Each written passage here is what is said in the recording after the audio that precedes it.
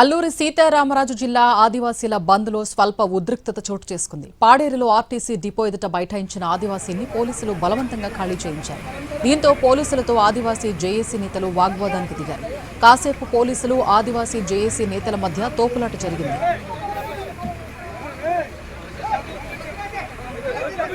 ఆదివాసీ JAC బంద్ నేపథ్యంలో ఎలాంటి అవాంఛనీయ సంఘటనలు జరగకుండా పాడేరులో భారీగా పోలీసులు మోహరించారు. మరోవైపు ఏజెన్సీలోని 11 మండల కేంద్రాల్లో బంద్ ప్రశాంతంగా కొనసాగుతోంది.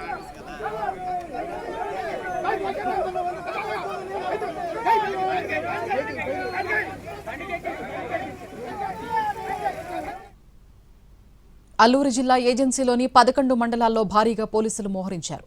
వాహనాల్ని తనిఖీ చేస్తున్నారు. ర్యాలీలు, నిరసనలకు అనుమతి లేనందున ఆంక్షలు ఉల్లంఘిస్తే చర్యలకు సిద్దమని అధికార యంత్రాంగం ప్రకటించడంతో ఆదివాసీ సంఘాల బంద్ ఉత్కంఠ రేపుతోంది.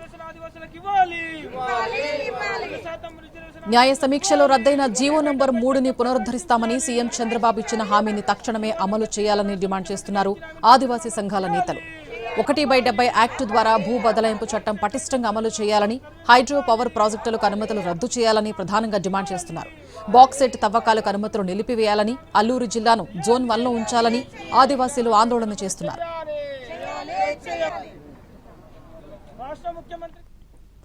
ఆదివాసీ జేఏసీ బంద్కు వైసీపీ, వామపక్ష పార్టీలు, వర్తక, వ్యాపార సంఘాలు మద్దతు ప్రకటించాయి. బంద్ ప్రభావంతో పర్యాటక కేంద్రం అరకు వ్యాలీ మూతబడింది.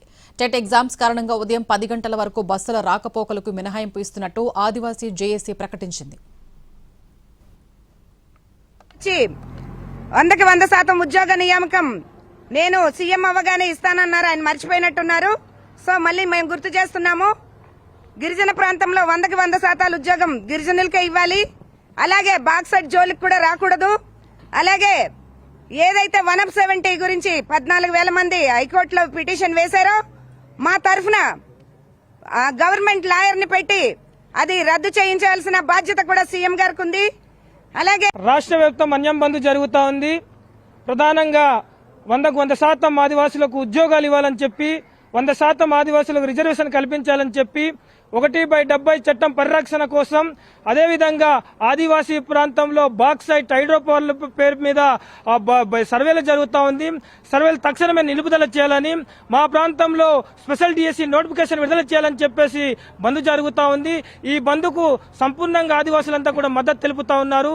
కానీ అడుగడుగున పోలీసు నిర్బంధం పెరుగుతూ ఉంది.